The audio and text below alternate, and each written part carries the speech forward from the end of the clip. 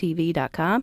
You'll see I'm not alone in the studio and don't have any strangers, but I got one new friend who's joining us today. I've got Lee and Tiffany Stringer. They're with Fist Squad. And, of course, with Memorial Day right around the corner, they've got some great events and opportunities for us to give back to our veterans up their sleeves. So welcome. Welcome back, Lee. Thank you. Welcome, Tiffany. Thank you. This is your first time, but I feel like even though I hope Fist Squad is starting to become a household name, folks are kind of starting to understand what you guys do and who you help, there's always somebody new who's probably tuning in for the first time and hearing it. So, Lee, give us your elevator speech, like who Fist Squad is, sort of how you got started and your mission. Okay. Well, thank you again, as always, for having us. And this is Tiffany's first time, so we're excited. And she has the whole spiel.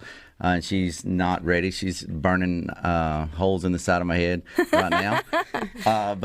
So thank you again. But yes, so Fist Squad, we started in 2016 with just an idea with myself and 3 other Mississippi Army National Guard veterans. And we with an idea of assisting veterans immediately. We realized at that time, talking with some other veterans that were serving, that when you need immediate assistance, whether it be utilities, if your lights were getting cut off, or if you needed groceries, or if you received a 3-day eviction or something along those lines, there wasn't an organization that we knew of, or when we talked to other people, that there was nothing out there that they could get assistance with. So we wanted to remedy that. So we came up with the idea of Fist Squad. So we received our 501c3 nonprofit status in 2017, and then in 2018 is when we started assisting veterans officially. Since then, we have assisted quite a few veterans to the tune of about 750 veterans since 2018, with about $230,000 in assistance. Up until January 1st of this year, that was all completely with volunteers. Tiffany is our first time that we've ever had anyone on the staff, and that was because of last year when myself and our VP, Peter, as you know, is a very integral part of our organization. We went to a conference, and we were basically told by everybody there that there was no way we were going to be able to keep up. Especially if you wanted to grow. Right, exactly. We were going to be able to keep assisting the veterans at that pace with no one being able to do it full-time, because we have full-time jobs. And being in the military, you have multiple jobs a lot of times, and being parents and family members and things like that. So we had to have somebody, and Tiffany was the perfect person for the job. She's a professional. She's done legal field a lot of her career, so she was just perfect for it. And she has a love and care for the veteran community, so it just worked perfect. So that's what we do. Especially whenever your organization is for immediate assistance, and if you or Pete or one of the other guys is busy or active and deployed or whatever it may be, who's going to get that email, who's going to get that phone call, who can sort of be there for it. And so I don't think anybody who knows y'all's story, watching it grow over the last few years, would doubt the fact that you probably need somebody absolutely. that can sort of help with that. And you guys run a lot of events too, which I know every time I'm looking at your Facebook, you guys have popped up somewhere or connected with something to raise these funds, because all of this is generous donations or partnerships that you've made sort of along the way. You all started this with really just what you were willing to sort of give first, and then it started to sort of snowball. And so you can't keep helping veterans if you don't keep getting in money. Right, exactly. So we have done events. Like you said, we started with just basically out of our own garages, the back of our trucks, just figuring out how to out of our own pockets, and we have grown since then by sponsors, by donors. Yesterday we were in, if you want to talk a little bit about yesterday, but we were at Camp Shelby. We have about 800 soldiers that are going to be deploying very soon from the 1st to the 155th Infantry Battalion out of Mississippi Army National Guard. And they had a family day yesterday at Camp Shelby, and we were able to be there, fortunate enough to be there with them and their families to support that. And so we had shirts there for that event, and they had jump houses for the family and food and music, and a lot of other organizations were there to support that. So that was one of the ways that we were able to support them. But at the same time, the families that we were supporting, they were there supporting us too. So we were able to raise funds for that too. So that's one way. And of course, being here with you today, and then tomorrow we will be with some of those same soldiers also, giving them snacks and just giving them things, nothing trying to get anything from them. We're just trying to give them some food and some snacks to try to, just for some morale before they go off to some training. Which I think goes perfectly to what y'all's mission statement, I think, on at least Facebook says, is that you guys are veterans assisting veterans. That's right. Right? Yes, ma'am. And it's just who better understands what someone's going through if they're fixing to be, deployed for X number of months or sort of years as someone who's already walked that journey. And I think for a lot of us who haven't walked that journey, I can't imagine anybody listening to Good Things who hadn't had a military family member either in their nuclear family or within their circle, right? I think that's something we all share. But if you haven't had a spouse who has had to, or a parent who has had to be deployed or work through some of this, you feel like you don't know how to help. And one way to help is help organizations that know how to help, right? Yes, ma'am. Like that's how you can sort of pay it forward. What is the average, I guess, cost when y'all get a 911 sort of email, text message, a veteran needs help now? What's sort of the average range that you guys are helping veterans? Is it small, like $50? Is it higher to 500 or greater, or does it really just depend? Well, no, that's a great question. About 5 minutes before I left work today to come over here for the interview, we got an email this morning about a veteran. It was a dual family. The husband and wife both were veterans, and their utilities were cut off this morning because they had, I think it was $370 for their energy bill, because for whatever reason their deposit wasn't paid and all this, and they sent the whole story, and then they both sent both of their, what we call a DD Form 214, is shows a statement of their service, and they were both honorable veterans, and we paid that bill and it was taken care of. So on average, typically it's about $250 to $300 to $400 usually on a utility bill, because what has happened is they have gotten themselves behind a couple months. As far as housing, it's usually more, because when you think about rent, you think about mortgage, a lot of the times we're not dealing with mortgages, we're dealing with lower income subsidized housing, things along those lines. So it's usually about $600 to $700 to $1,000. We're not able to pay that right now because of the funding that we have, but our long-term goal is to be able to take the state average and be able to pay at minimum that. And as far as groceries, we want to be able to pay the minimum of what a family of four would need for a month. So we say, $500-$600 a month is what we want to say. And the other piece to it with Fist Squad is you guys help their acute need, but then you also try to connect them to the resources to help them long term. Yes, ma'am. Because there's got to be a reason why you get behind. What's the root cause of that feeling like they're struggling or they're drowning in their, in their finances or their bills? And you guys try to help where that doesn't become an all the time thing. That's right. We are a one-time assistance per year organization and no more than a 3 over a lifetime. So we don't want to just help you right now and then just kind of be like, okay, well, good luck. We want to be able to help you, put you in contact with other organizations. So we partner with the VA, with other organizations, United Way, Catholic Charities, Pier Mississippi, Work for Warriors. There's a lot of organizations around the state that we work hand in hand with. We have great relationships with that we can put them in contact with to help them get, some more resources, even employment if it needs to be, whatever is going to help them, so that it's not just a Band-Aid now, that it's more of a step to them getting back in the right direction so they're not asking for assistance again. What I love about the Fifth Squad story too, Lee, is every time either you or Pete talking about how so many veterans that you guys are able to help in an acute situation then end up coming and being volunteers for Fifth Squad, or when they get back on their feet, they're giving donations, and it's vets helping Yes, ma'am. vets and sort of being able to pay that forward. Which again, if you're not a veteran, you can still help, right? Like, I mean, it's still, you may not be in the club, but you're Right. you're part of the solution, right? I think you're part of what helps you guys be able to continue to help. And I say that because vets feel more, I guess, comfortable reaching out to someone who understands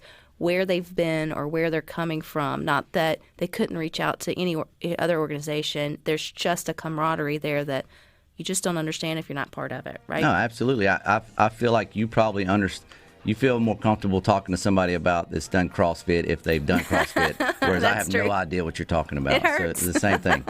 It's painful. Same concept. But you guys have an equally painful workout coming up this weekend, as well as a lot of other events honoring those that have fallen. So we're going to get to that and more. But you'll have to head to the Trustmark Park this coming up weekend if you want to go to the Mississippi Braves game that is honoring the Mississippi Fallen. And the fifth squad's going to be there along with a lot of others. It's a great event. Last year was y'all's first year, Lee, and I think it was a bigger hit than you guys may have realized it was going to be. And you are just building on that this year. So how did this sort of come about, and then what can people expect? So we came up with the idea of honoring our fallen by, instead of the players, so there's 25 players on the Mississippi Braves roster, active roster. There's 24 Mississippi National Guardsmen that have been killed since 9/11. So instead of the players wearing their names on the back of the jerseys, they will wear one of the fallen, a friend of ours, and we were just talking about Sev Summers. So on the back of one of the players, it will say Sergeant First Class Sev Summers. On the sleeves, it will have all 82 Mississippians that have been killed since 9/11 on every single one of the jerseys.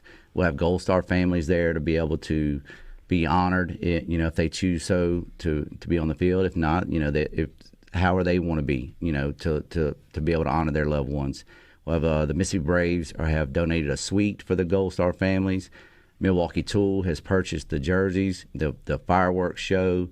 220th Special Forces will be delivering the ball. And I don't mean just like walking the ball out to the umpire. I'm talking about some really cool guys riding in on a side-by-side with a minigun. The guys that you see movies made after, riding in from the outfield and tossing the ball to the blue, and he yells play ball. And 172nd with a flyover from a C-17. Several other sponsors like the Mississippi Army National Guard, the Mississippi Air National Guard, Woodman Life, Work for Warriors. We've got Combat Veterans Motorcycle Association, all 5 chapters, which are some veterans that do so much for other veterans in the state of Mississippi. Nucor Steel, Grace's Home of Heroes out of Hattiesburg, they do a lot for the veterans. Warrior Bonfire Program, which is an organization that does a lot for Purple Heart recipients, which are combat wounded veterans. Crusaders for Veterans off the coast. Some of our closest organizations, businesses, Elite Beverage Solutions and Clover House, which are 2 of Fifth Squad's closest veteran-owned organizations, will be there. So it's going to be an incredible event. Multicam jerseys like that we wear now.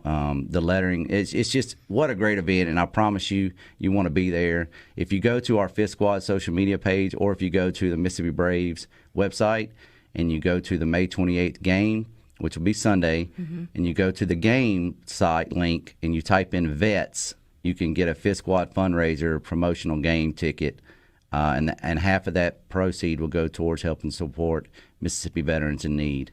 Which we always talk about celebrating Memorial Day, and there's it's like really celebrating. It's more of like we're honoring, right?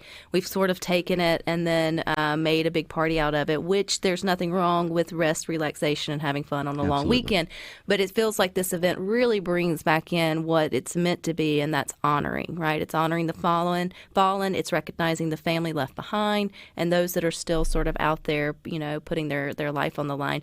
And from what it looks like from last year, man, it's a moving and it's a touching sort of tribute for the entire game. Absolutely, and I think that if you talk to any of the Gold Star families, they want people to celebrate the life. They want the people to celebrate the service, and it is an honor. And there's nothing more America than baseball and freedom, and fireworks. So come out, bring your whole family. Let's fill up the ballpark. And if you see the Gold Star families, tell them thank you. I mean, what more are you going to do on a Sunday afternoon at better than a cookout or anything like that than honoring the ones that have come before you and that have paid the ultimate sacrifice? So is it an all weekend thing going on there at Trustmark Park? It is. So Saturday morning they'll do what's called the SEV workout of the day. This will be the 4th year they're doing that. That'll be in honor of Sev Summers, Sergeant First Class Sev Summers, who was killed in 2009.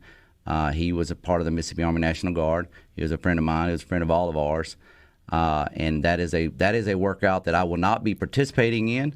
I will. I appreciate that. I will support them at the end with some cold beverages if they would like.